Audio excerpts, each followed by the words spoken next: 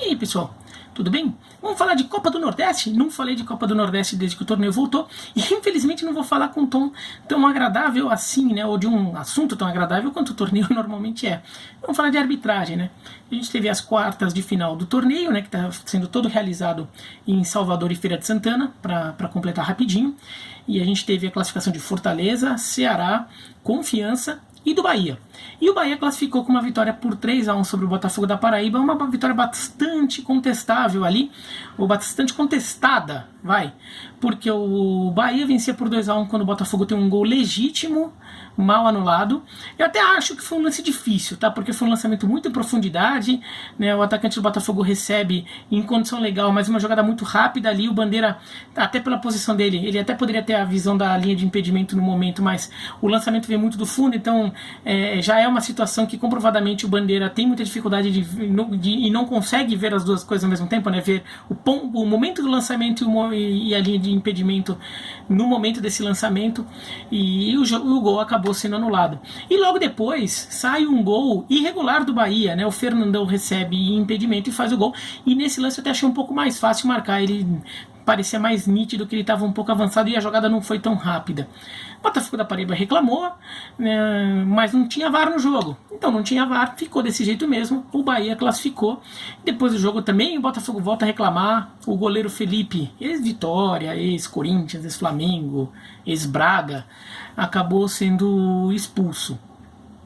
A questão ali não é o erro da arbitragem em si, mas a reação que esse erro de arbitragem provocou em alguns meios ali que a gente viu assim, entre os torcedores, que ficou a sensação de que a camisa pesou.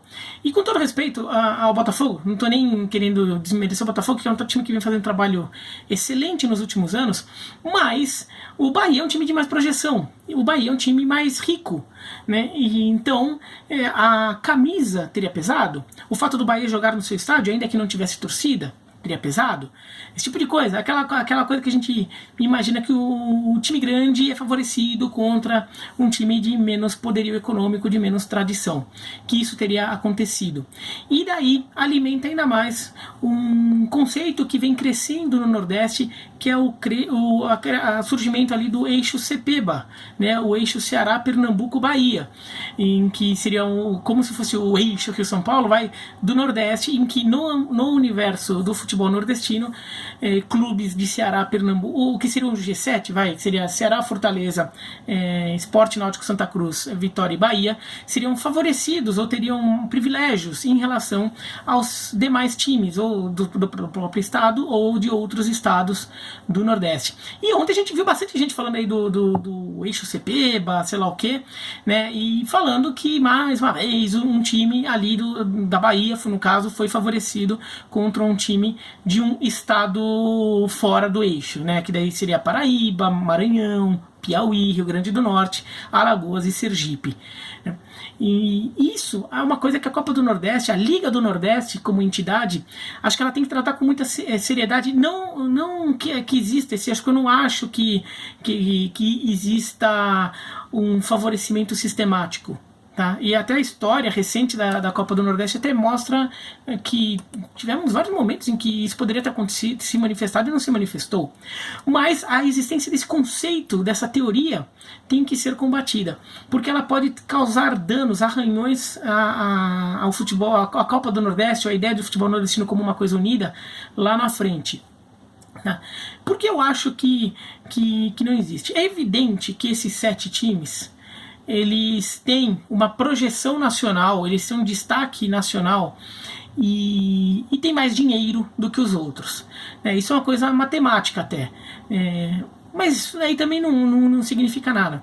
O que eu quero dizer sobre não haver algo sistemático a gente já teve, por exemplo, o Sampaio Corrêa sendo campeão da Copa do Nordeste em cima do Bahia, em Salvador, e, por exemplo, poderia ter acontecido alguma coisa nesse jogo para impedir isso.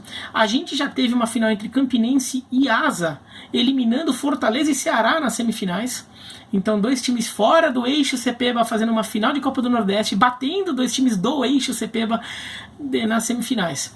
Então tivemos momentos. Aliás, a gente já teve time de Alagoas chegando na final, e o Asa, o CRB lá nos anos 90 chegou em final.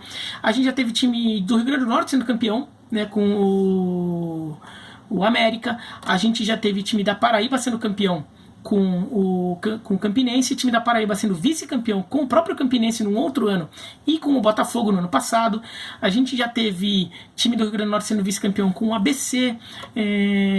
Então a gente já teve vários momentos ali em que times de fora ali desse eixo dos 3 estados teriam se destacado. Então até por isso eu acho que dá para dizer que a Copa do Nordeste ela pode não estar livre de alguns erros naturais do futebol, como uma arbitragem ruim, ou uma arbitragem que num jogo ou outro, num momento ou outro, pontualmente acaba sendo caseiro ou define em favor da camisa, mas que isso não significa que exista uma prática instalada dentro da liga, dentro do futebol do Nordeste.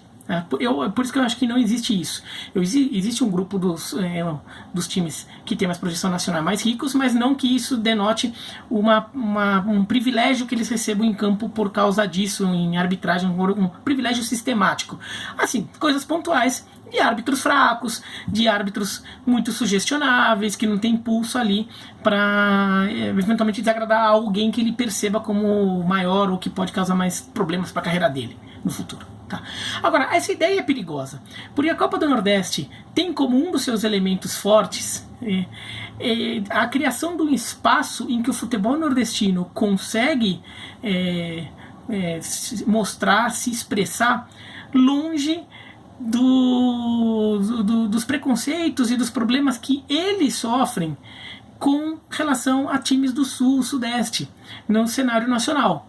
Então percebe-se que os times nordestinos percebem, a torcida nordestina percebe, a mídia nordestina percebe que há privilégios, há muito mais espaço para times de alguns estados do Sul, Sudeste em relação a eles. Então eles criaram um ambiente próprio, em que assim, não, aqui a gente se expressa, aqui a gente fala a nossa língua, a gente fala com os nossos pares, e aqui não vai ter isso. Então não pode permitir que isso surja. E não só que isso surja, mas que a ideia que isso exista é perigosa já. Tá? Porque se as pessoas acreditarem que existe esse eixo, que existe um eixo interno do Nordeste, um eixo CEPEBA, se as pessoas começam a falar cada vez mais nisso, elas podem começar a desacreditar o torneio. Né? Elas podem começar a achar que o torneio começou a cair nos erros, nos vícios que fizeram com que esse torneio fosse criado em relação ao cenário que existia anteriormente, das competições nacionais, em que os times nordestinos acabam sofrendo com privilégios econômicos e de tomadas de decisões por clubes do Sul e do Sudeste. Agora, como que a Liga do Nordeste pode fazer isso? Tá? Que na prática, né? Bom, primeiro, uma das questões que as pessoas mais reclamam, a torcida mais reclama, em que privilégios à camisa se manifestam, é na arbitragem. O árbitro apita em favor do time grande, sei lá o quê. Como é que você diminui isso? O VAR. O VAR é um jeito de diminuir isso. Faz o VAR. Né? Acho que é inaceitável que um torneio que já tem, com o porte que a Copa do Nordeste tenha, isso seja disputado sem VAR. Tinha que ter VAR nesse torneio, no mínimo nesse mata-mata tinha que ter VAR. Então, ainda mais porque tudo agora num lugar só, ficaria talvez até mais fácil em termos de logística para você implementar tudo. Então, o VAR tem que ter o VAR, porque daí, por exemplo, acusações de privilégios a eixo por causa de arbitragem já diminuem muito. Por quê? Porque você já tem outros filtros ali.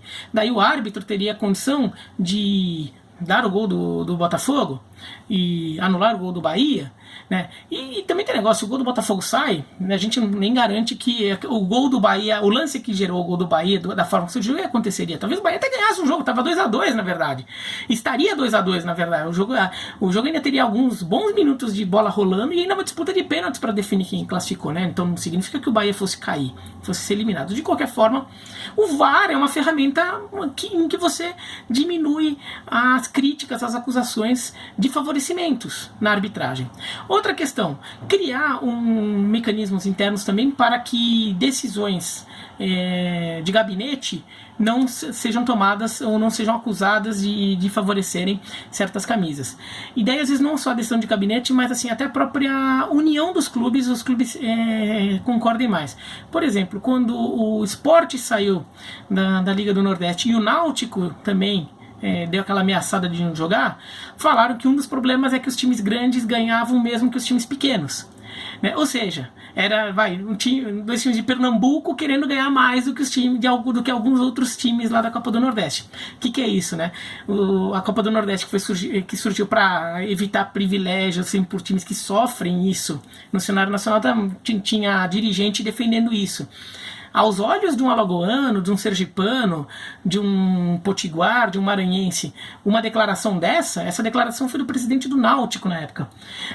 Uma declaração dessa soa como um cara querendo se impor pela camisa, se impor pelo peso econômico do seu time, em relação aos outros. Quer dizer, para ele, para um torcedor desses estados, ele não vê essa situação como muito diferente de um clube de Rio e São Paulo querendo mais dinheiro da TV, tirando dinheiro de time nordestino, time goiano, alguma coisa assim. Então, esse tipo de coisa não pode ser permitido. Tudo bem, o esporte foi readmitido e agora tem até mecanismos internos para evitar que isso aconteça de novo. Né? Agora, se algum clube sair da liga, vai ter que pagar uma multa. Então, mas esse tipo de atitude tem que ser muito combatida. Internamente, todo mundo tem que perceber o quanto de dano esse tipo de atitude pode causar à imagem da Copa do Nordeste. Isso é importante.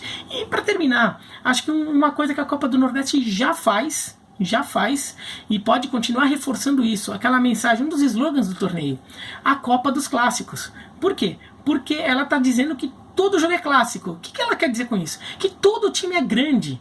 Claro que não é todo time, porque às vezes algum time grande não classifica e um time pequeno classifica, como o Frei Paulistano, que está jogando essa edição, e não, por exemplo, o Sergipe, que é um time grande do Sergipe, poderia estar lá.